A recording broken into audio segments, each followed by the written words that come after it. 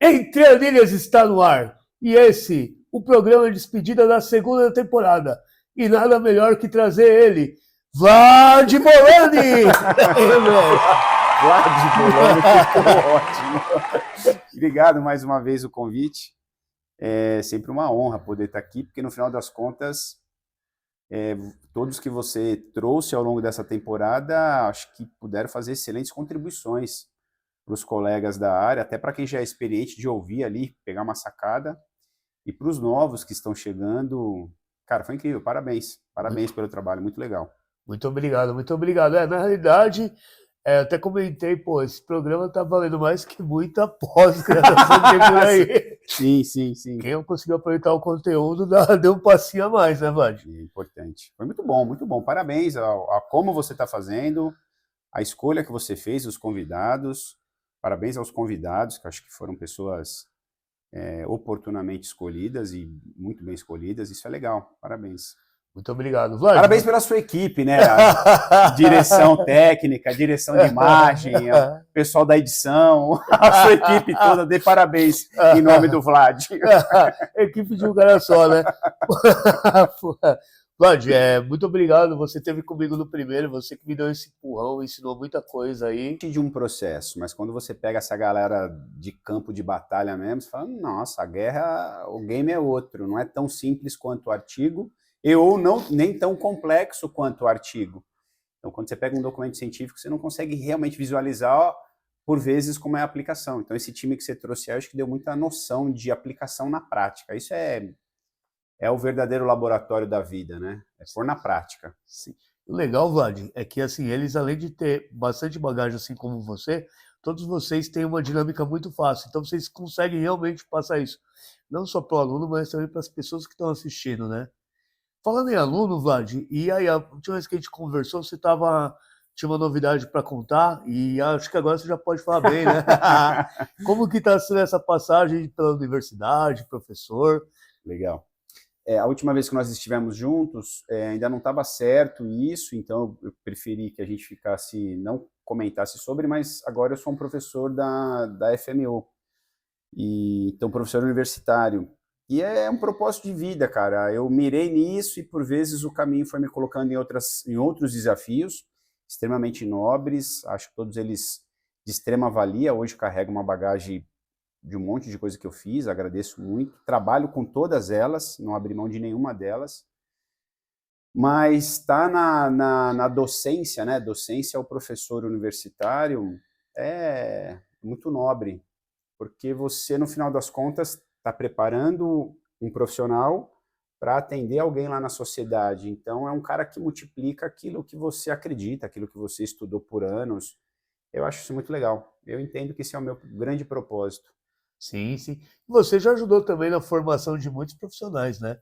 Eu até comentei no programa 1 que nós fizemos, que no decorrer, assim, eu que estou girando bastante, condomínio, academia, eu sempre conheço alguém que passou para sua mão e por grande coincidência, não sei se é coincidência ou não, todos eles, assim, são excelentes profissionais, né? O Wesley, que eu cruzei com ele no condomínio, o próprio Carlão, agora o Caio, o Luiz Fernando também estão uma qualidade muito legal, eles também estão um passo bem acima também, né? Como que é isso? Você conseguir ter esse know-how, ser conhecido assim por um cara que forma profissionais, e agora você está formando diretamente, né? Lá na base. É assim, eu aprendi muito cedo que para a gente poder ser realmente um profissional, profissional com todas as palavras, profissional de verdade, você tem que ter muita responsabilidade. A gente não tem a chance de tirar nota 6 na sociedade. Imagina que você está atendendo um aluno e você tirou nota 6 com ele.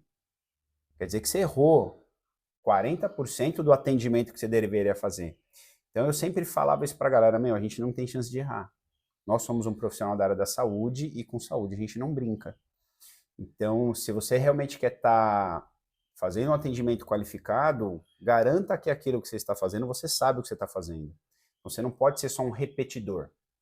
Você tem que saber o que você está fazendo. Então, por vezes, eu vejo você aplicando um método, eu vou te abordar. Falo, caraca, porra, isso é legal, de onde você tirou isso? pô, bacana, vou investigar um pouco mais sobre isso, acho que é nesse caminho, a gente não pode ser um repetidor sem ser crítico.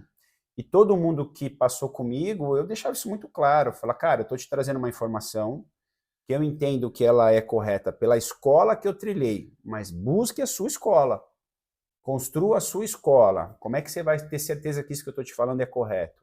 Vai pesquisar.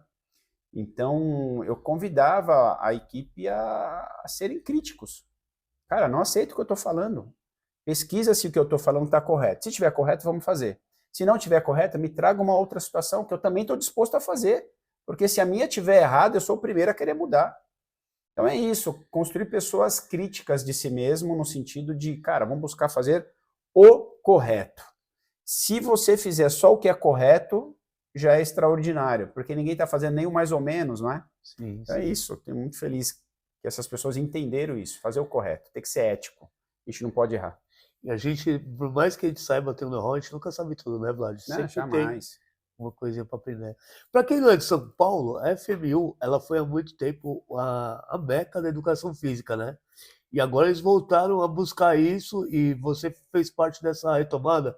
Como Isso. que é estar na FMU, sendo que é um dos Legal. principais nomes assim para Eu me formei na FMU por volta dos anos 2000, né? Me formei em 2001, eu estava formado. E naquela época ela era, de fato, deslanchada a melhor do mercado. Hoje ela ainda está nesse lugar, já há 35 anos, a universidade, ela ainda está nesse lugar sendo eleita em São Paulo a melhor universidade particular na educação física, se eu não estou enganado. Então a gente ainda tem um corpo docente muito qualificado, mas muito qualificado. Se você parar para assistir uma aula de um colega, você fala, meu, o cara é um monstro nesse assunto. E realmente lá eu me surpreendo. Eu estou tendo essa feliz experiência de estar com colegas que sabem muito mais do que eu naquelas áreas, né? Sim. Daquilo que eu sei, por isso que eu estou lá. Então hoje eu dou aula de princípios biológicos, medidas e avaliação física e treinamento esportivo. Então nessas 3 disciplinas eu vou muito bem. Só que os colegas das outras demais disciplinas falam, cara, os caras são geniais. Então a FMU ainda é uma universidade com corpo docente de primeira linha, os caras são muito bons. E o campus da FMU é incrível, é incrível. Você tem quadra, tem ginásio, tem piscina semiolímpica, tem área de ginástica artística, tem área de ginástica de academia, é um desbunde aquele campus, né? É incrível. E é isso, então eu estou numa universidade que eu estudei, tem um laboratório de fisiologia, meu irmão, enorme, coisa mais linda, não falta equipamento, é uma pena que teve a pandemia, teve que suspender um pouquinho a utilização do laboratório, mas a gente vai retomar agora. Então é incrível, não falta recurso, não falta instalações, corpo docente é maravilhoso, então tá lá, complementa ainda mais um desejo que eu tenho. Minha mãe me falou uma frase uma vez, é assim, filho, se você não for melhor naquilo que você escolheu fazer, esteja junto deles.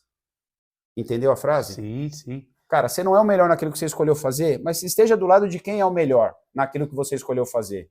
E não tem jeito, naturalmente você vai se desenvolver. Então é isso. Para mim é muito claro. Eu quero estar com pessoas que são melhores do que eu, mas de qualquer forma eu tenho que multiplicar o conhecimento que a gente tem. Então a FMU para mim é um sonho estar lá. Lá parece que leva a educação física a sério, né? Não é só mais um curso. Cara, né? é incrível, é incrível. Vou te falar, algumas dessas disciplinas que eu estou dando, princípios biológicos, estavam em EAD. E aí o coordenador bateu o pé e falou, não, cara, não faz o menor sentido. Na educação física, as disciplinas, essa e essa, não tem como ser EAD. O cara tem que estar aqui presente, porque faz toda a diferença. Então, nessa disciplina de princípios biológicos, a gente trabalha com profundidade sobre os aspectos da biologia básica, óbvio, porque é princípios biológicos, só que a gente vai entrar na bioenergética. Então a gente vai num lugar que dá um suporte de uma visão de como uma célula ou como um organismo gera energia para sustentar o exercício, seja o exercício que for. Então essa noção já deixa o cara lá na frente no primeiro semestre. Então é incrível. Então realmente as disciplinas que nós temos lá, a exigência do coordenador, o corpo docente é top de linha. E eu estava até comentando com o Dino, né, no último programa, eu me recusei a fazer educação física EAD no período da pandemia. Eu esperei passar a pandemia e depois eu voltei para a FAM, né? O que você acha da educação física nessa parte EAD? Você acha que fazer um curso totalmente EAD, ele te prepara para o dia a dia? Não dá para a gente discutir isso no sentido das questões econômicas. Sim. o cara não tem condições de fazer um presencial porque é um curso mais caro, eu acho que ele tem que fazer aquilo o mais próximo possível do ideal. Mas esse cara que está EAD, ele tem que estar o mais próximo possível da prática. Então, se ele vai fazer um IAD e ele já está num ambiente que diz sobre aquilo que ele quer trabalhar, eu acho que ele consegue desenrolar bem.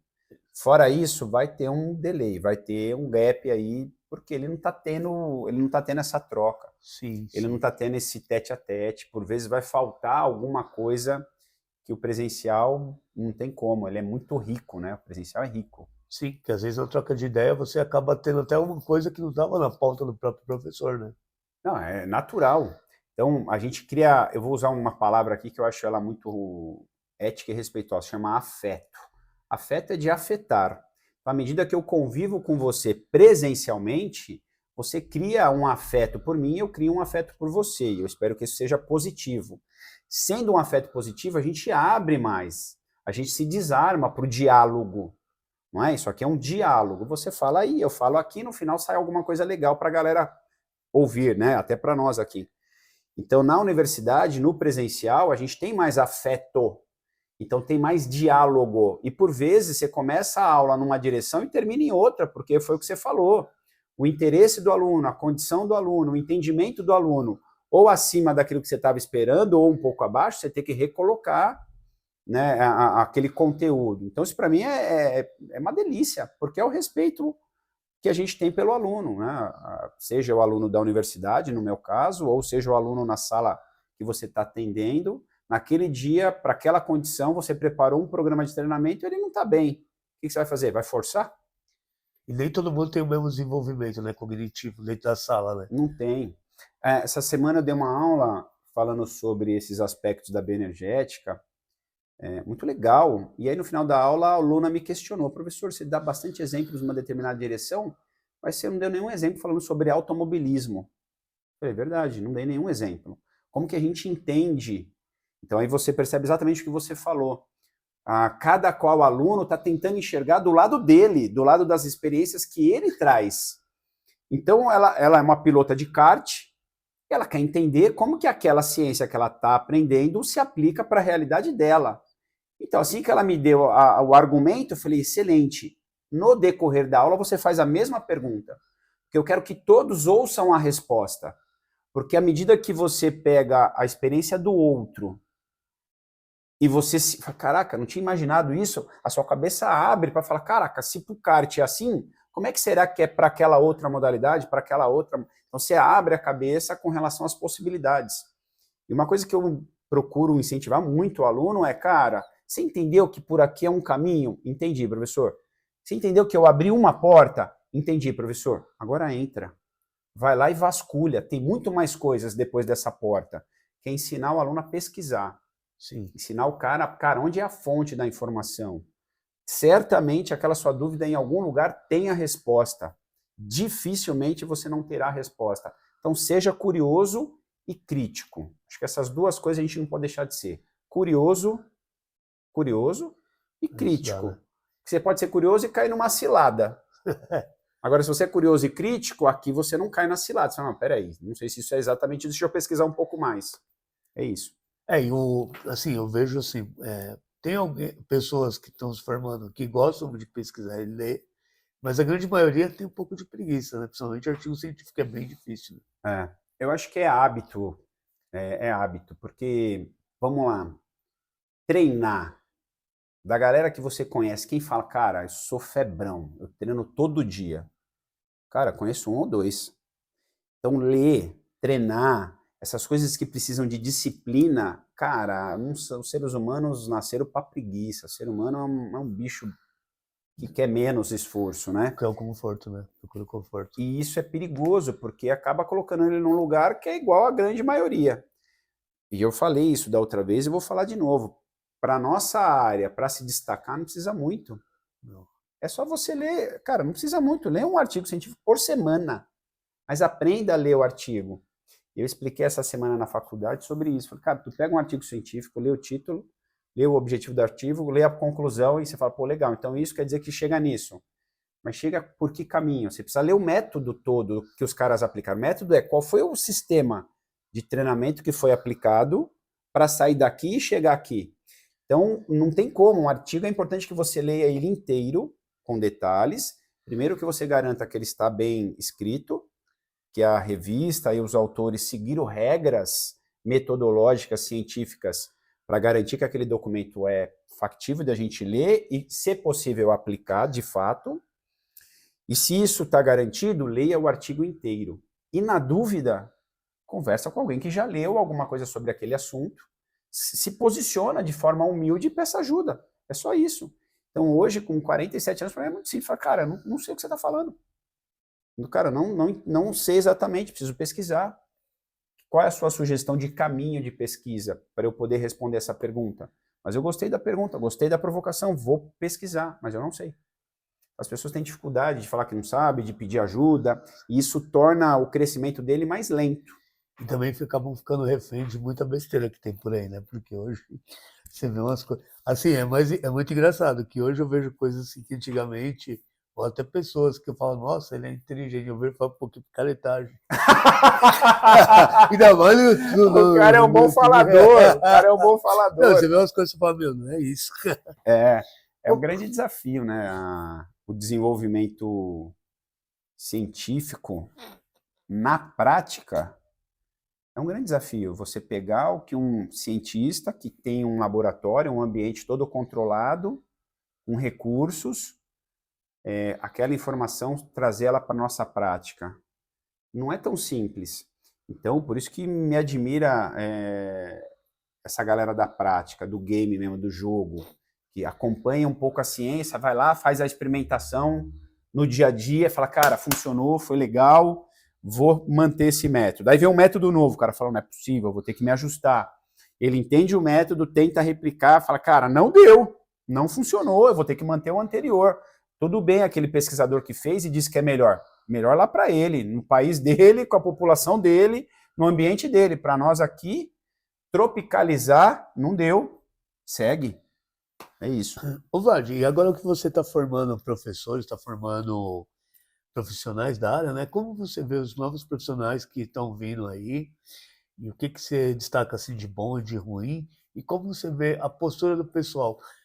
A postura que a gente encontra no salão é a mesma que você está encontrando na universidade?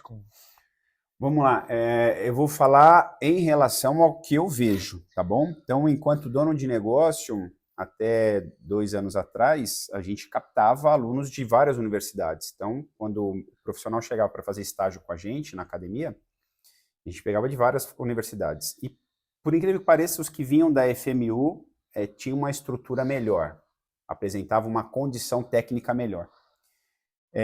Junto disso, hoje eu vejo que realmente a estrutura pedagógica, o contexto todo de preenchimento pedagógico da FMU, junto com o corpo docente, é o fator que define isso.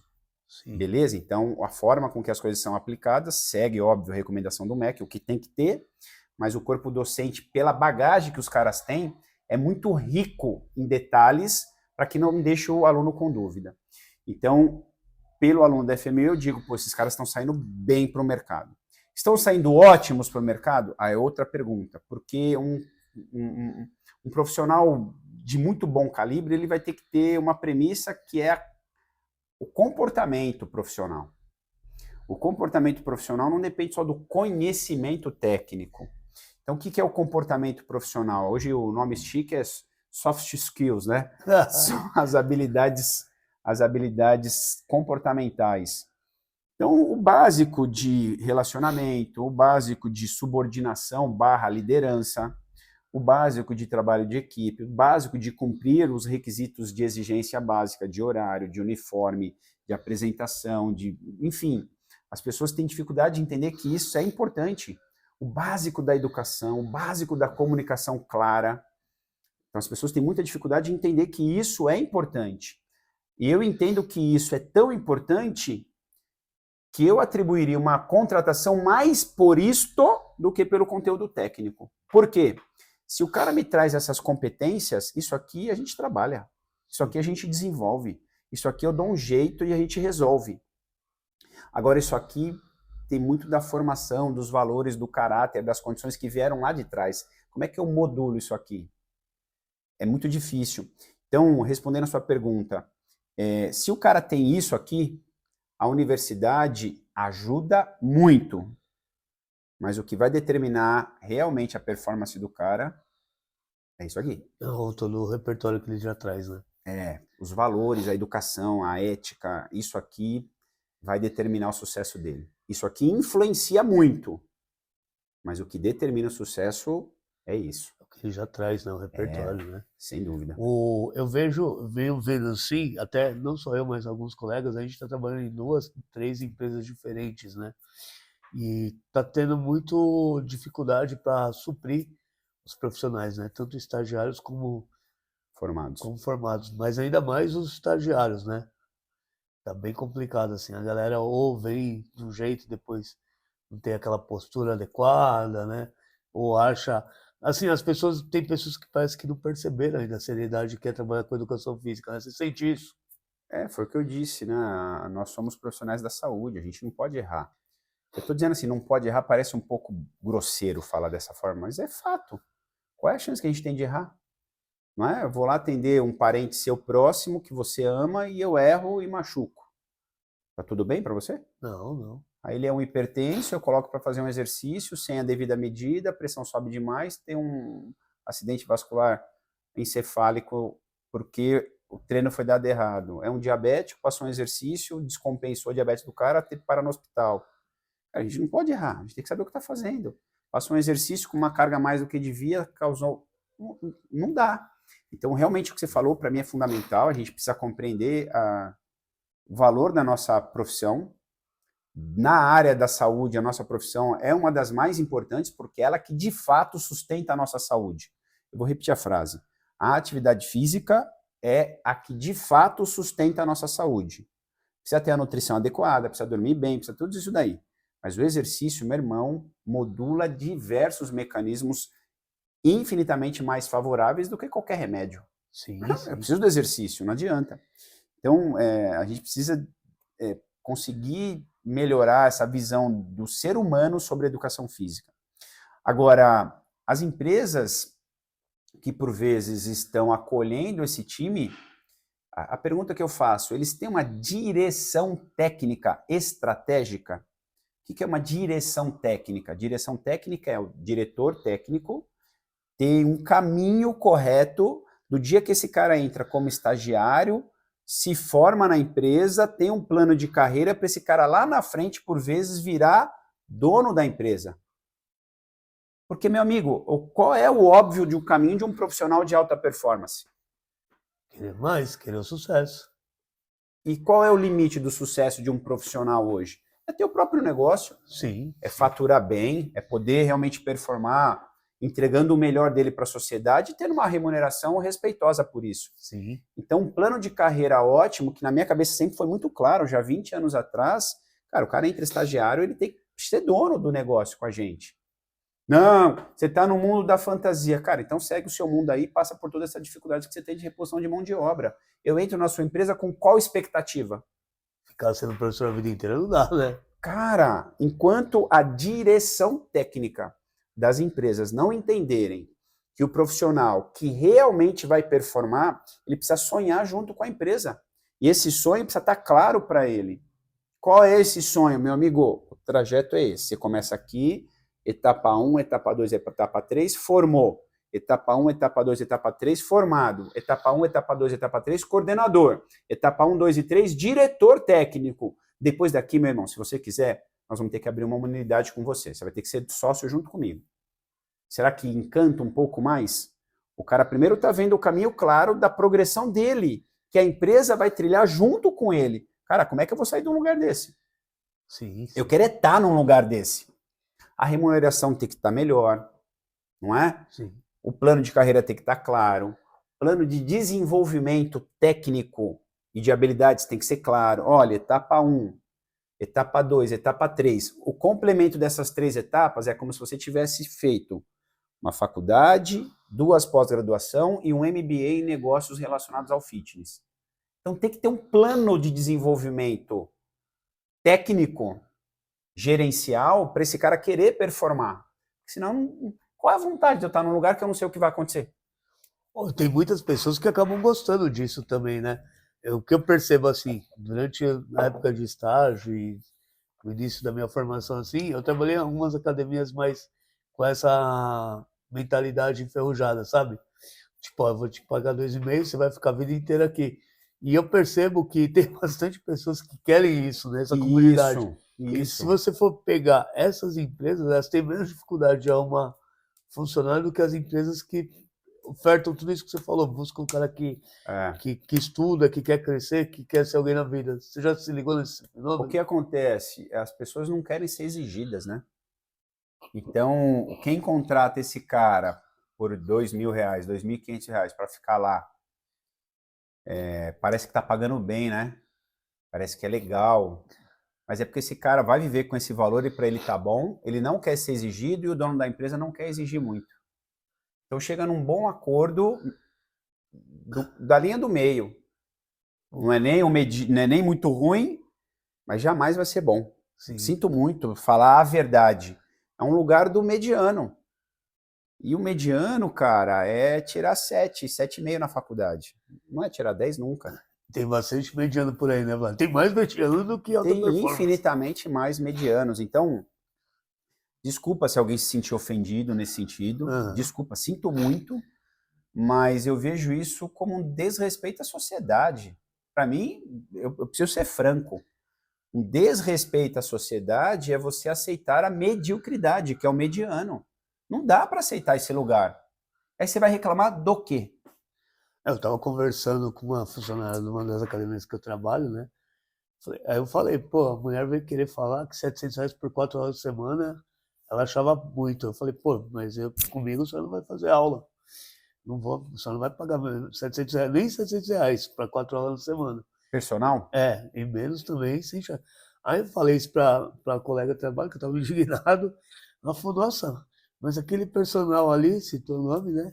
Foi, tem anos de formado, ele tem um monte de aluno, ele cobra R$ 60 a hora a aula. Falei, caramba, e aí eu falei, pô, ele tá aqui toda hora. Eu falei, meu, mas me desculpa, R$ 60 não compra um livro que eu leio. Falei pra ela, não vale a pena. Eu vejo assim, assim como há um plano de carreira dentro da empresa, você como personal também tem que fazer o seu plano de carreira. Então, cara, o que eu estou disposto a aceitar agora que eu estou chegando nesse lugar? Pô, estou disposto a aceitar, vou falar um número, tá? R$ 50 hora aula. E eu estou disposto a aceitar isso até chegar em 5 alunos. Estou falando um número, porque você precisa definir metas a ser alcançadas nesse game. Então, eu estou disposto a ficar isso até alcançar 5 alunos, o meu 6º aluno vai ser R$ 70 a hora. Até chegar em 10. A hora que chegar em 10, eu vou renovar o plano de todo mundo e dizer, galera, agora é 80. Ah, é muito. Então, cara, sinto muito, porque eu vou refazer a minha carteira com pessoas que estão dispostas a pagar 80. Chegou, bateu os 10 de novo, cara, agora eu vou jogar para 100. Então, tem que ter um plano para você poder construir uma carteira de clientes.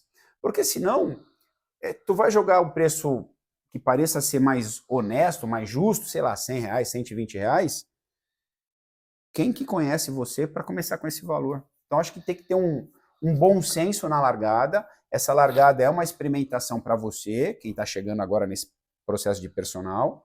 Vou fazer uma experimentação, deixa eu ver como é que é, vou 6 meses desse jeito, e depois eu vou pro... Cara, define um plano.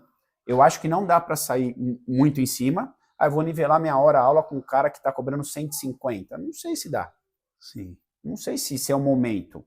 E ao mesmo tempo, cara, vou fazer carne de vaca, vou cobrar preço do quilo do A100. Não sei. Então, acho que tem um lugar ali que precisa ter um bom senso e o personal muito coerente vai saber esse lugar. Entende? Tem que desenhar um plano de carreira para ele. Você tem que saber o que você entrega, né? Quando você sabe o que você entrega, você sabe onde você investiu, você sabe como cobrar também, né? Faz parte do processo. Isso. Uma coisa que é importante só para finalizar esse assunto, vamos lá. Entre o que você investiu, o que você sabe que entrega, ainda assim tem uma margem do mercado. O que é o mercado? São os colegas que já estão muito bem posicionados, que eles entenderam que a grande maioria está disposto a pagar. Qual é o teto? Tem cara que está cobrando R$ 300 a hora? Tem. Tem cara que está cobrando mais do que isso? Tem. Cara, mas isso não é uma realidade da grande maioria. Qual é?